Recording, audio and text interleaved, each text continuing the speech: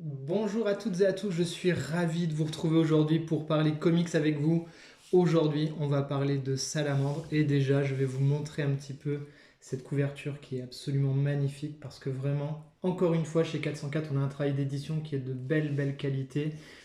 Un dos rond, on a ici une espèce de gaufrage comme ça, c'est tout en relief, c'est super beau.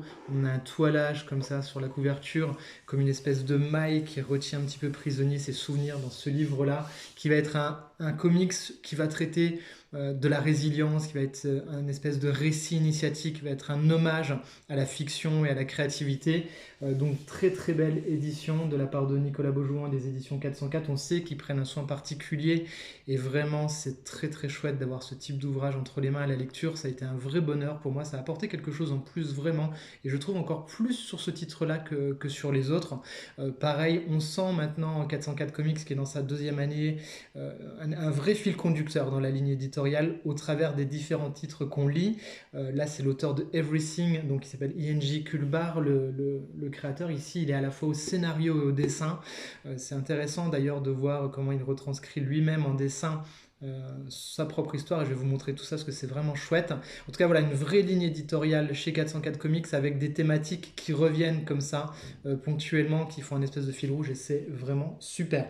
Je vais vous montrer l'intérieur tout de suite parce que vous êtes là pour ça, de voir un petit peu le style graphique.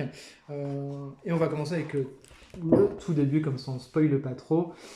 Voilà, donc on va suivre l'histoire en fait du jeune Casper Salamandre. Donc c'est le jeune homme que vous avez ici, qui est là à l'école, dans ses rêveries, dans son imaginaire. On va suivre son histoire finalement parce que son papa, qui est un aventurier, qui est un explorateur des fonds marins, donc je spoil pas parce que ça arrive très vite dans l'histoire. Son père va décéder au cours d'une expédition, en tout cas décéder. On ne sait pas vraiment s'il décède, il plonge très profondément et il ne le retrouve pas. En tout cas, il l'enterre à un moment donné dans le livre, donc on suppose qu'il est décédé. Et voilà. Et donc, comme le deuil est très difficile à faire, parce que c'était une famille particulièrement attachée, soudée, avec des belles valeurs, ils vivent dans une contrée où il y a de la liberté, le droit de la création, tout ça. Euh, le deuil est difficile et sa maman décide d'envoyer le jeune Salamandre rejoindre son papy, mais qui vit dans une contrée qui est bien différente. Une contrée où là, on est un peu sous une forme de 1984, pour vous résumer ça. Un pays où il n'a pas le droit de faire la fête, pas le droit de faire de musique, pas le droit de faire de forme d'art, où tout est contrôlé par l'État, où la pensée est contrôlée par l'État. On est vraiment dans une société comme ça dystopique, très difficile. Et donc lui, qui est un jeune artiste en devenir et voilà, qui aime la création, va se retrouver projeté dans cet univers-là, dans ce monde-là, auprès de son papy, qui est un petit peu excentrique. Et on va découvrir justement pas mal de choses autour du personnage de ce grand-père, mais je vais pas trop vous en dire pour pas vous gâcher le plaisir de l'histoire parce que vous vous doutez bien qu'il y a des choses intéressantes dans une famille un petit peu créative de rébellion contre la société. Voilà, je vous montre les dessins. J'ai vraiment adoré le style graphique. Vous vous doutez que c'est un style graphique qui peut être un petit peu considéré par certains peut-être un peu léger comme ça au premier abord. Ceux qui me suivent depuis longtemps, vous savez que moi j'ai pas du tout de mal, hein. Je passe vraiment du coq à l'âne en termes de dessin et j'ai particulièrement aimé le style de l'auteur. Pourquoi? Je vais essayer de vous retrouver les pages parce qu'il y a des moments qui sont vraiment, je trouve, d'une beauté assez transcendante et notamment dans tout ce qui est attitude et geste, on a quelque chose euh, qui est vraiment très beau. Voilà, cette mélancolie, à la fois faite de façon simple et ça fonctionne tout de suite en fait. On est pris dans l'histoire grâce à ça. Euh, Moi j'ai trouvé qu'il y avait quelque chose qui se dégageait vraiment de ces dessins-là. Alors je vous remontre voilà, d'autres plages. Vous voyez, dans les attitudes des personnages, il y a quelque chose de très réaliste euh, et qui fonctionne extrêmement bien. Donc on va suivre donc, cette résilience de ce jeune-là, comment il va retrouver foi finalement à travers son parcours, à travers cette aventure qu'il va vivre, qu'il va parfois peut-être fantasmer. On ne sait pas où est vraiment la frontière du vrai et du réel. Je vais vous montrer ici le grand-père et un peu le style de découpage qu'on peut avoir qui fonctionne extrêmement bien. Quand je vous disais les attitudes, vous voyez, voilà, comment on fait ressentir des choses grâce au dessin.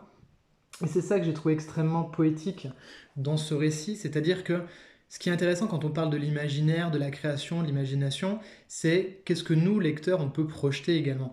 Et c'est vrai que si on a des dessins qui sont extrêmement chargés, des dessins qui sont trop riches, finalement notre imaginaire, il est bloqué par cette création. Tous les films du MCU qui sont chargés de fonds verts, bourrés de trucs, à un moment donné, votre imaginaire à vous, il n'arrive plus à se mettre dedans. Là, vous avez de la place. Vous avez de la place pour projeter vous, vos propres fantasmes, et du coup, vous reliez ce lien avec l'histoire et les personnages, et du coup, ça marche extrêmement bien, c'est extrêmement beau. Euh, je vous remontre encore quelques pages que vous voyez un petit peu le rendu. Voilà, ce personnage-là aussi, il est vraiment génial. Je trouve que ça fonctionne extrêmement bien. On est à la fois donc sur un récit initiatique, récit de transformation, récit de résilience, avec une pointe comme ça de science-fiction et de critique sociale qui est vraiment bien pertinente, pas trop appuyée, c'est vraiment très juste. On sent que l'auteur fait confiance à ses lecteurs. Aussi quelque chose avec cette redondance sur cette montre et ce tic-tac comme ça du temps qui passe qui nous parle justement de ce rapport à la vie, de la transmission, qu'est-ce qui était dans le père, qu'est-ce qui reste dans l'enfant et qu'est-ce que l'enfant va donner lui à son tour. Vous voyez toutes ces thématiques-là qui sont extrêmement belles.